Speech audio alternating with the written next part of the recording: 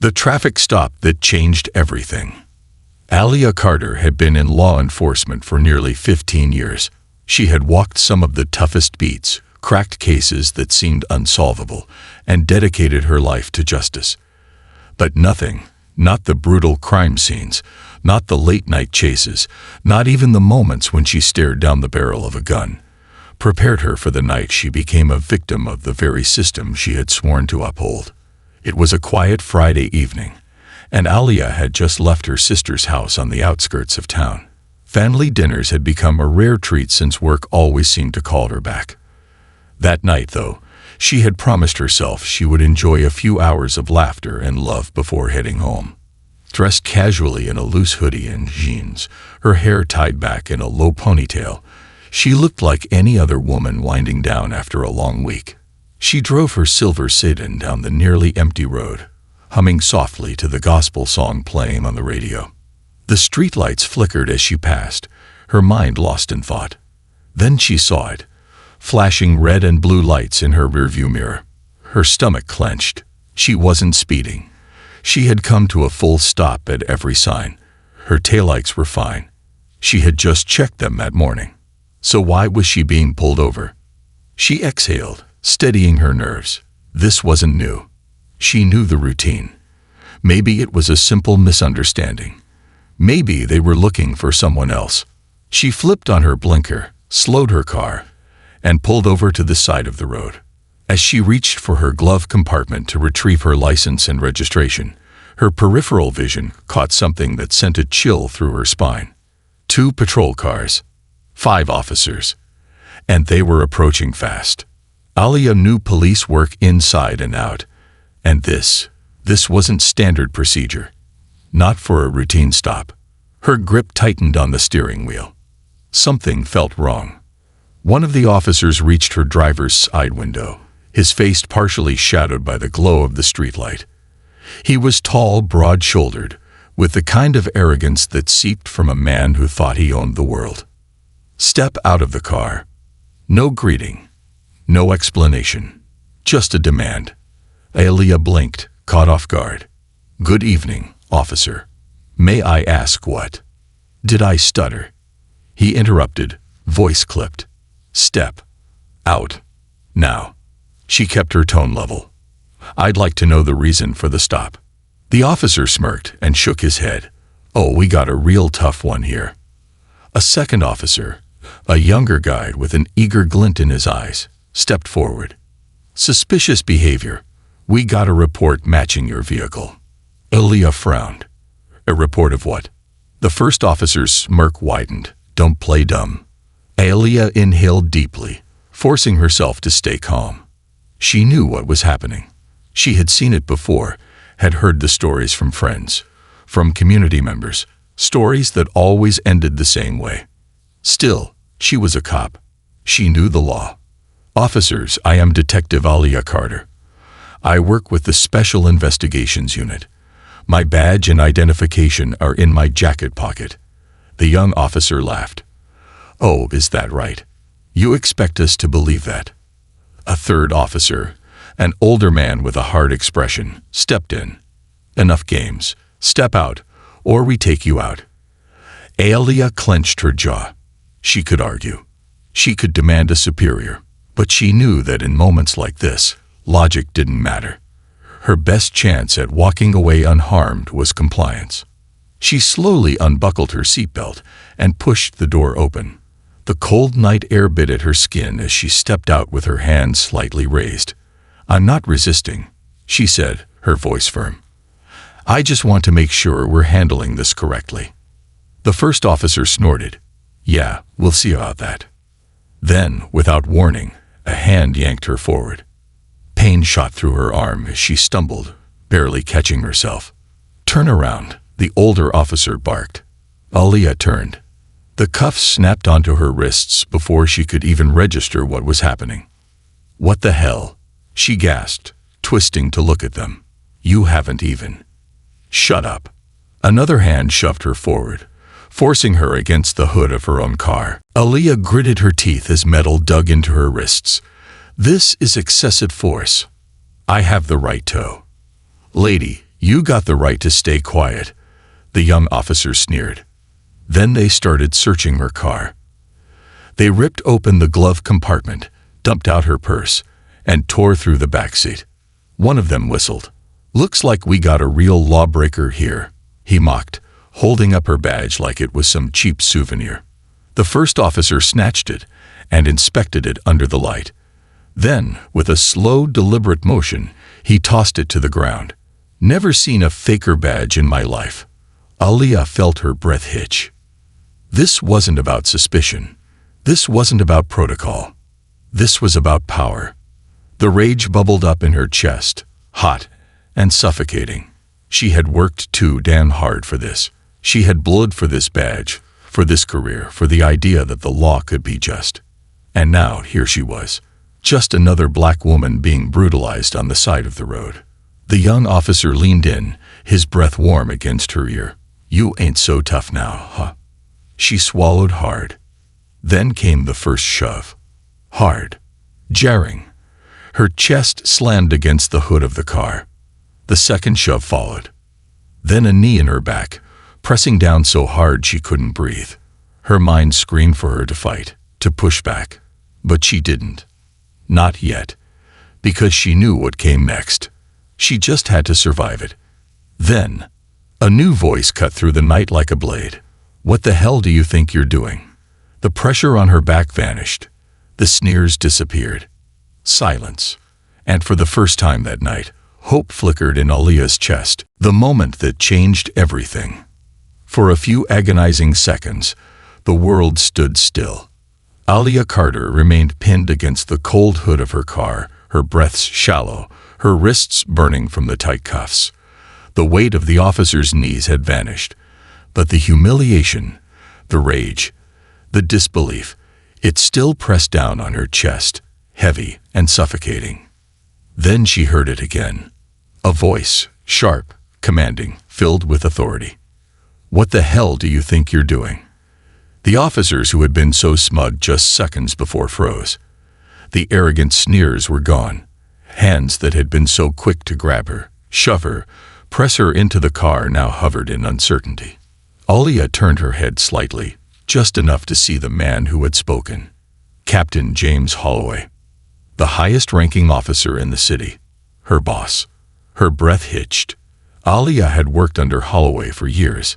He was a hard man, no nonsense, but fair. He expected excellence, demanded discipline, and had zero tolerance for incompetence or corruption. The officer closest to Aaliyah, the one who had thrown her badge to the ground like trash, straightened up and forced a weak smile. "Evening, Captain. Just handling a situation here." Holloway's expression didn't change. His icy blue eyes scanned the scene, lingering on Aaliyah's cuffed wrists, the scattered contents of her purse, and finally, the 5 officers standing in a loose, guilty-looking huddle. A situation. Holloway's voice was calm, but there was a deadly edge to it. And what situation would that be, Officer Denton? Denton's jaw tensed. Suspicious activities, sir. We had reason to believe. What reason? Holloway cut him off. Because from where I'm standing, it looks like you just brutalized one of my detectives. Aaliyah watched as the color drained from Denton's face. The other officers shifted uncomfortably. "Sir, we didn't know." One of them started, but Holloway held up a hand. "Didn't know," he echoed. His voice was quiet now, which somehow made it even more dangerous. "You didn't know who she was. So tell me, when exactly did you plan to ask for her identification?" Silence. Aaliyah clenched her fists. They had never asked. Not once. They hadn't given her a chance to speak, to prove who she was. They had just decided she was guilty. Because she was black. Because she was a woman. Because to them, she was nobody. Holloway took a slow step forward. The officers automatically straightened, like soldiers being inspected before battle. "You 5, he said, his voice dripping with disappointment. "You've disgraced this badge. You humiliated yourselves.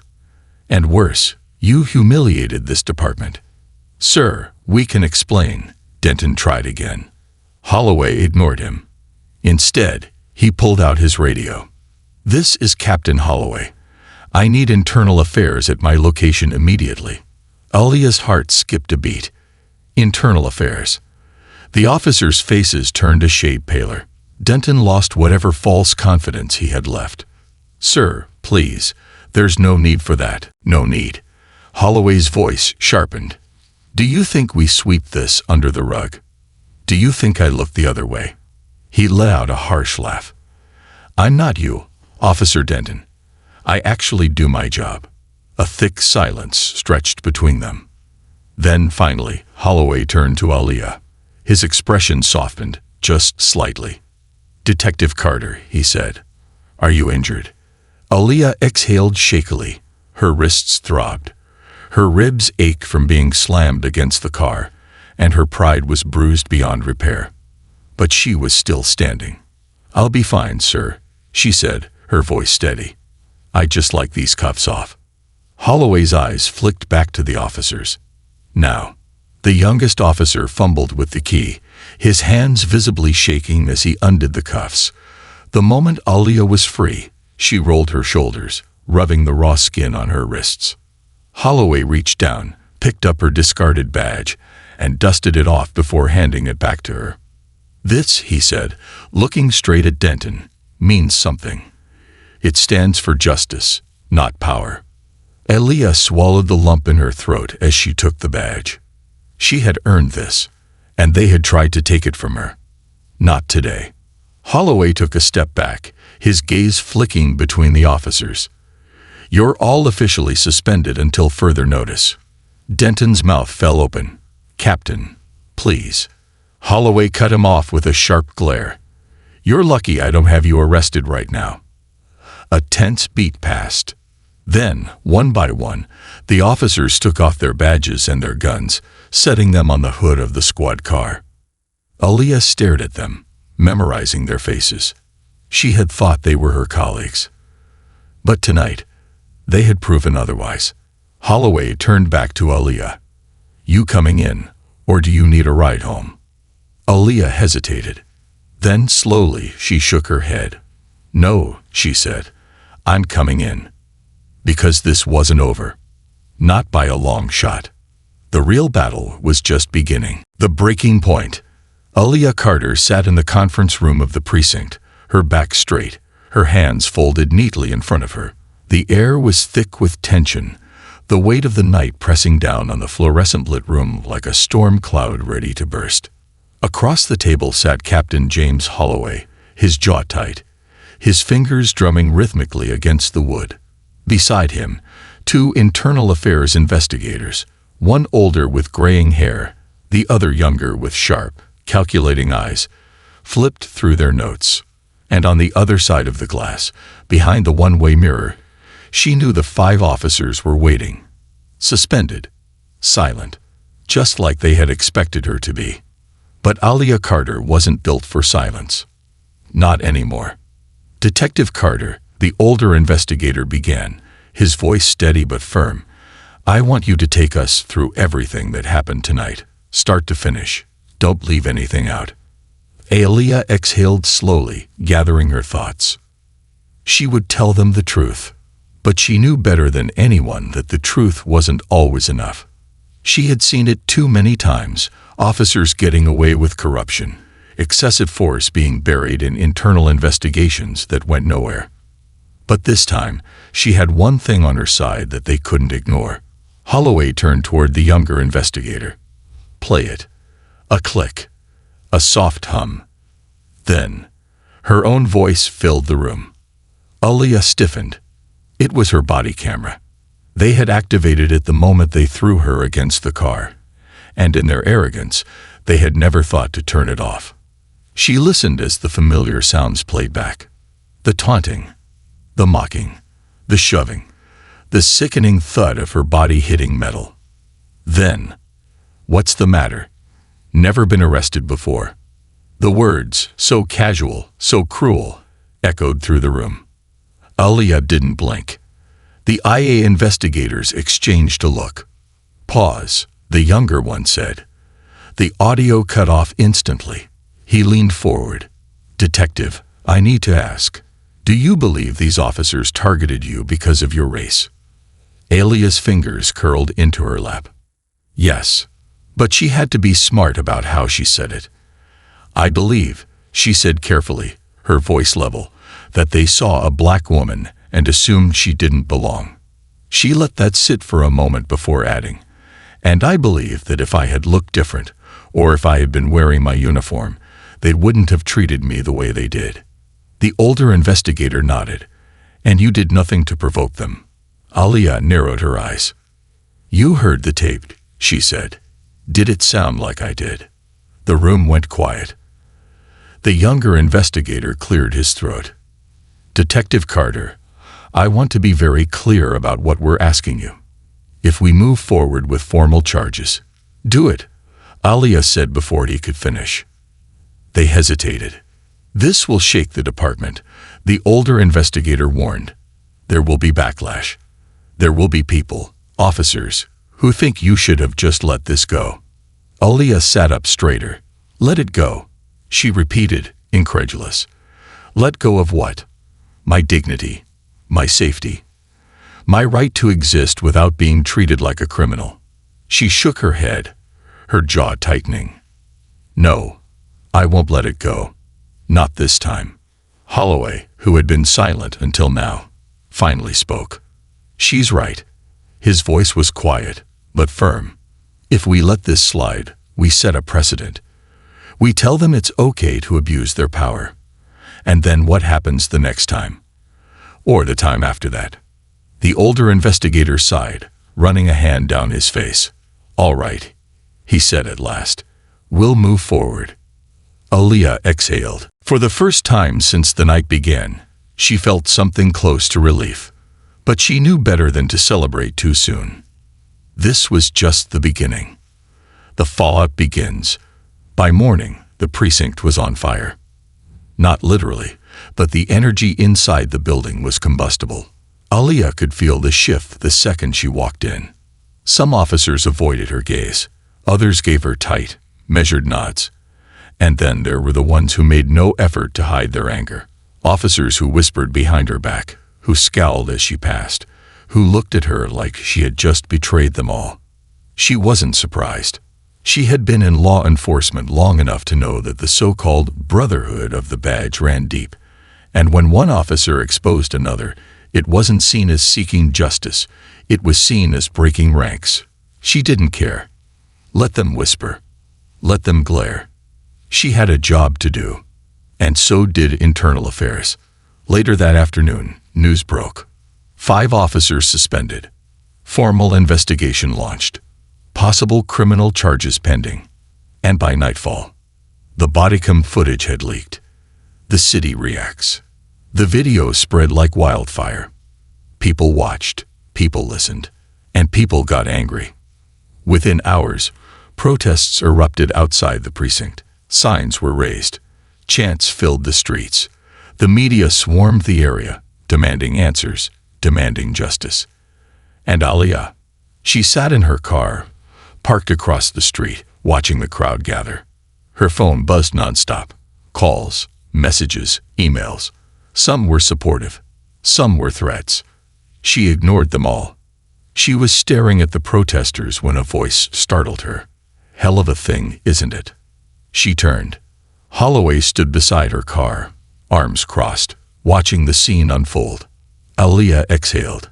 "It's bigger than I thought it would be." Holloway nodded. "It always is."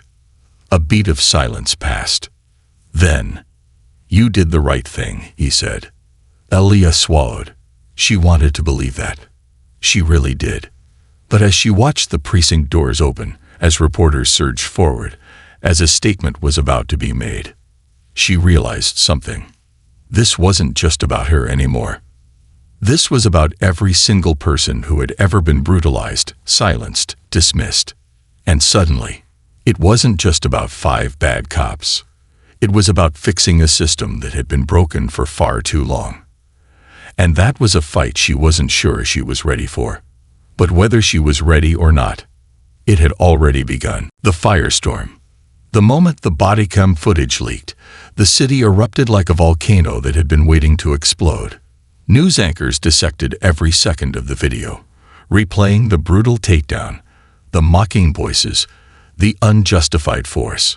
Social media was ablaze.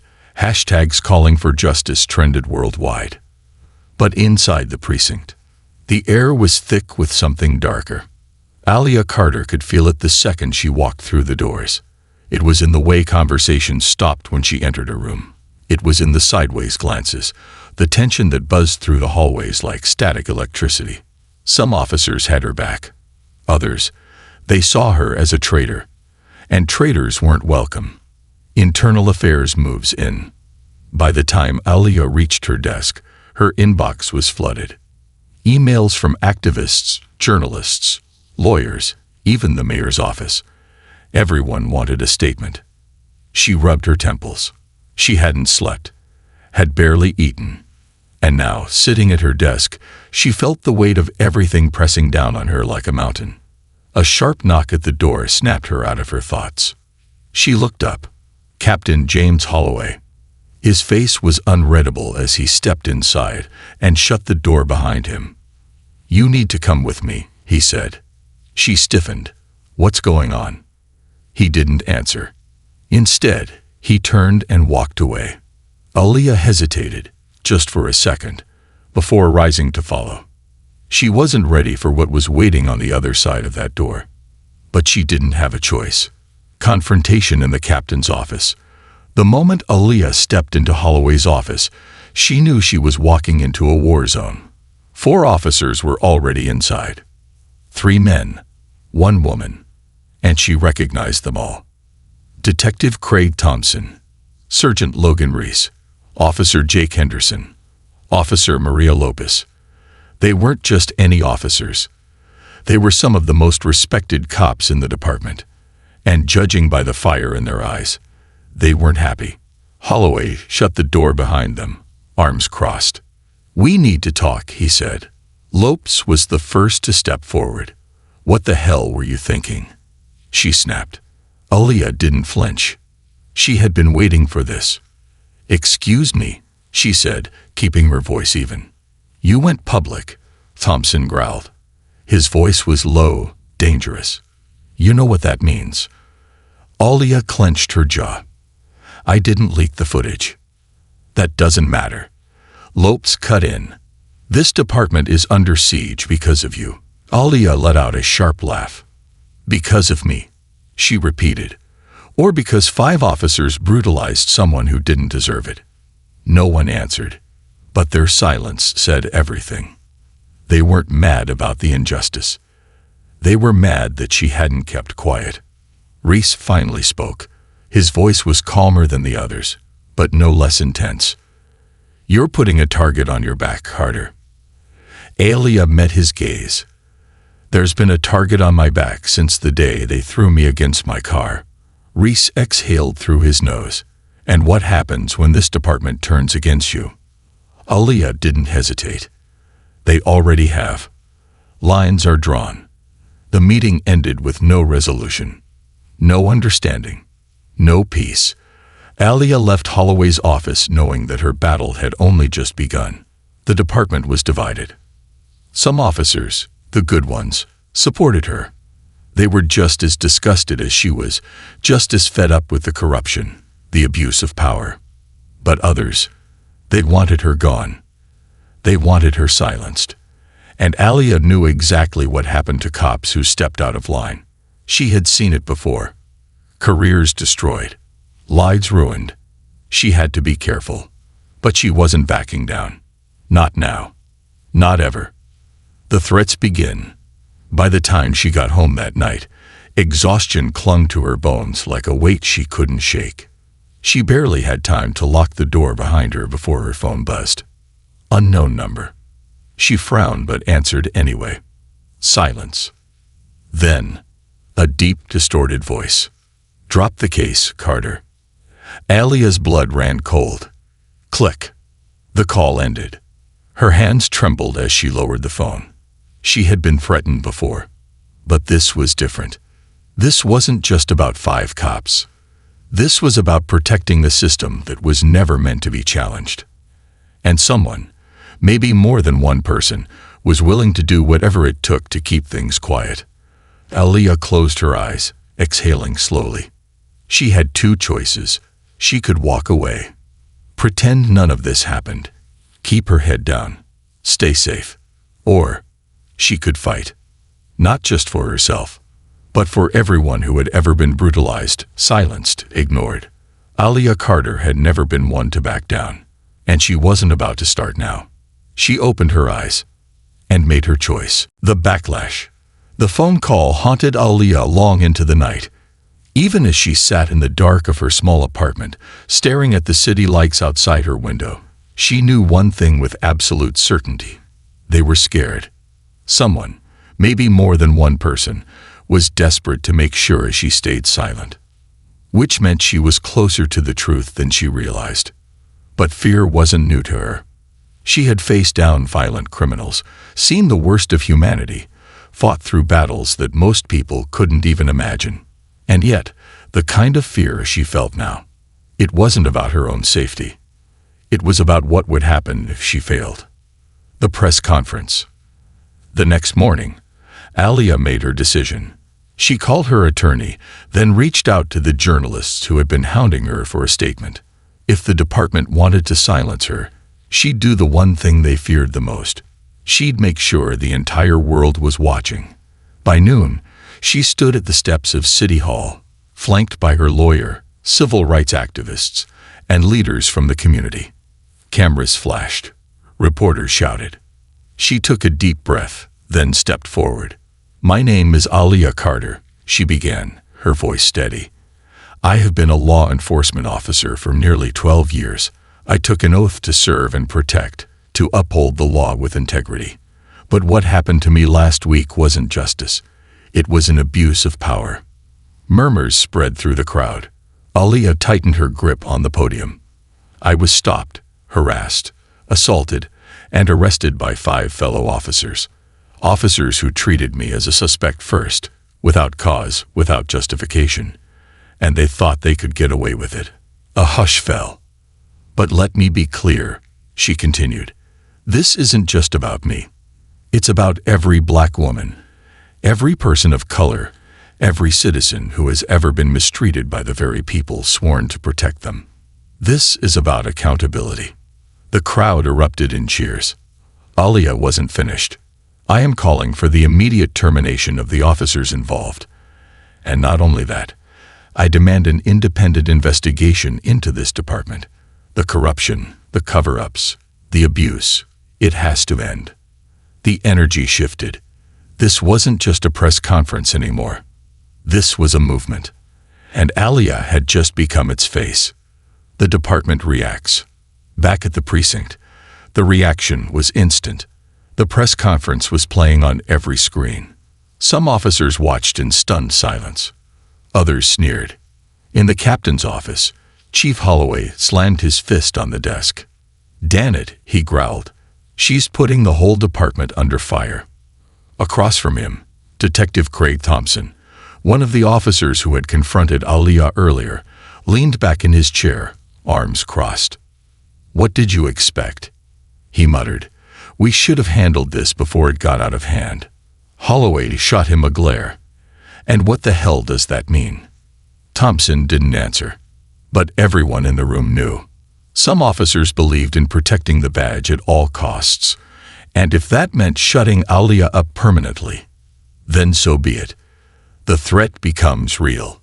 Later that night, Aaliyah's phone buzzed again. Unknown number. She hesitated, but answered. She expected another vague threat, another warning to walk away. But this time, it was worse. "You should have kept your mouth shut," the voice snarled. "Now, you won't make it through the week." Aaliyah's heart pounded. Click. The line went dead. She gripped the phone so tightly her knuckles turned white. This wasn't just intimidation anymore. This was a promise. Aaliyah fights back. She refused to let fear consume her. The next morning, she went back to work. The station was eerily quiet when she walked in. Conversations stopped. People wouldn't meet her eyes. But Alia ignored them. She went straight to internal affairs. "I want to file an official complaint," she said. The IA officer, a tired-looking man in his 50s, sighed. "About the traffic stop. About the death threats I'm getting." The man's eyes flickered with something. Fear. Or maybe understanding. Because deep down, he knew what she was up against. Alia had forced the department into a corner.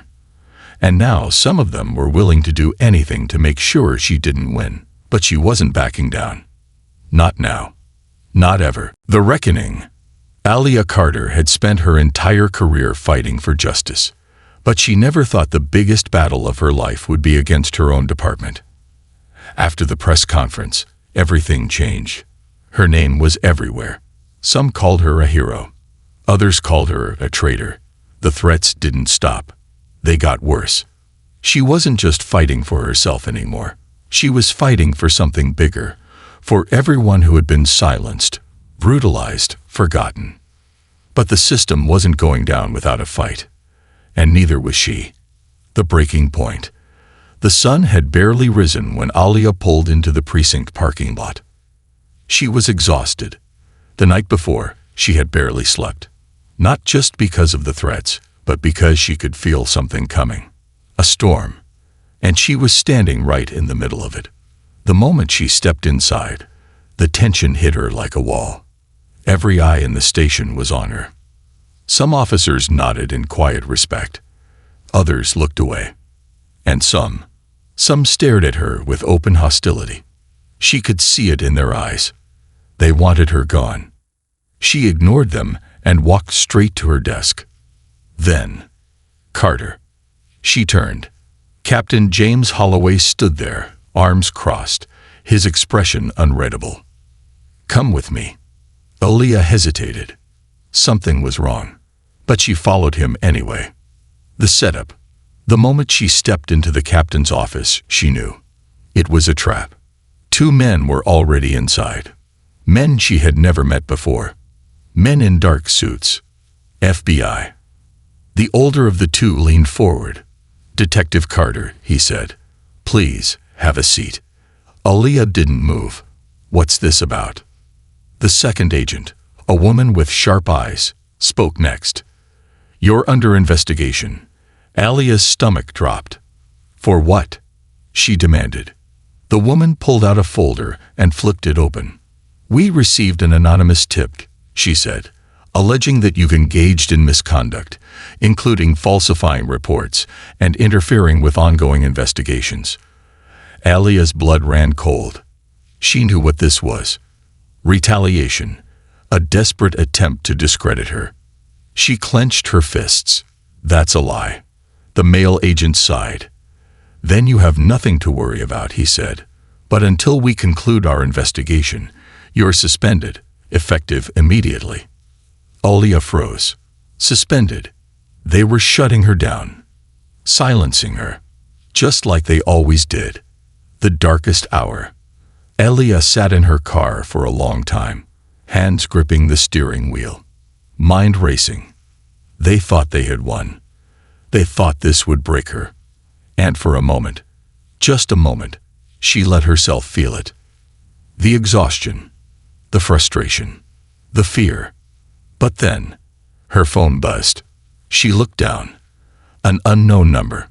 Her heart pounded as she hesitated, then answered. A deep voice spoke. "They're coming for you." Alia's breath caught. "Who is this?" she demanded. The voice ignored her question. "You don't have much time," the caller said. "But if you want the truth, meet me at the old train yard. Midnight." Click. The line went dead. Alia sat there, staring at the phone. This was insane. It could be a setup. It could be a trap. But something told her this was the break she had been waiting for, and she wasn't about to walk away now. The truth comes out. Midnight. The train yard was abandoned. Dark. Silent. Alia pulled her jacket tighter around her as she stepped onto the gravel. She wasn't alone. A shadow moved in the distance. Then, a man stepped into the light. He wore a hoodie, his face partially obscured. Alia's hand hovered near her waist, instinctively reaching for the gun she no longer carried. "Who are you?" she asked. The man hesitated, then pulled back his hood. Alia's eyes widened. She knew him.